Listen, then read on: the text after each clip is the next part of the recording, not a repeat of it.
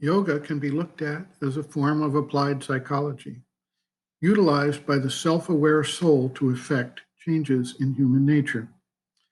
The various traditional paths of yoga each take up one aspect of the complex human being and work to bring about changes, expansion and development of capacities of that part of human capability and action.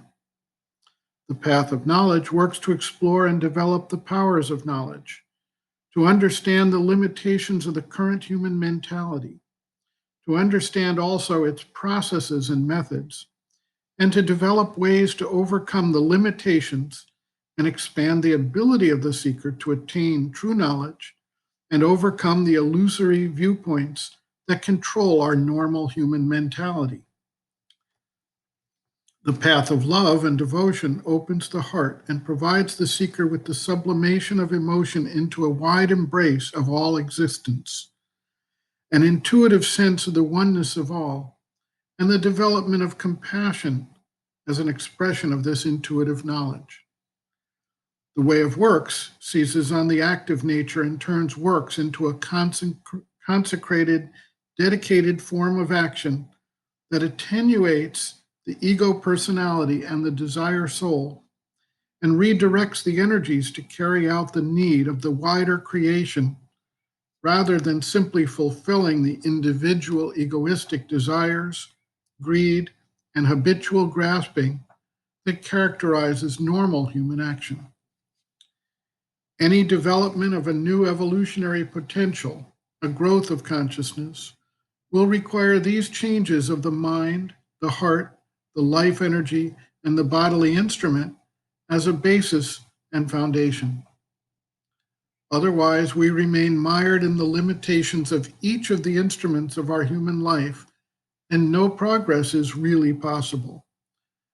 The development of the supramental consciousness and its manifestation in human life is therefore a succeeding step to the necessary changes wrought by the traditional paths of yoga. The difference between the integral yoga and these traditional paths lies in the goal and the subsequent developments. The goal of integral yoga is not to escape to some other consciousness or world beyond human life, but to manifest the divine progression of evolution here in the world. For a long time, the paths seemed to coincide as the preliminary developments work themselves out. Sri Aurobindo notes, quote, "There are many things belonging to older systems that are necessary on the way, an opening of the mind to a greater wideness and to the sense of the self and the infinite, an emergence into what has been called the cosmic consciousness, mastery over the desires and passions. An outward asceticism is not essential, but the conquest of desire and attachment and a control over the body and its needs, greeds, and instincts are indispensable.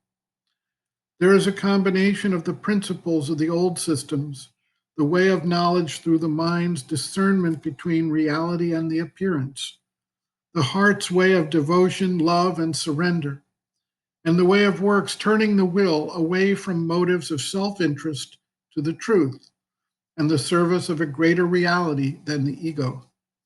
For the whole being has to be trained so that it can respond and be transformed when it is possible for that greater light and force to work in the nature." End quote. Reference, Sri Aurobindo, Integral Yoga, Sri Aurobindo's Teaching and Method of Practice, Introduction, page 5.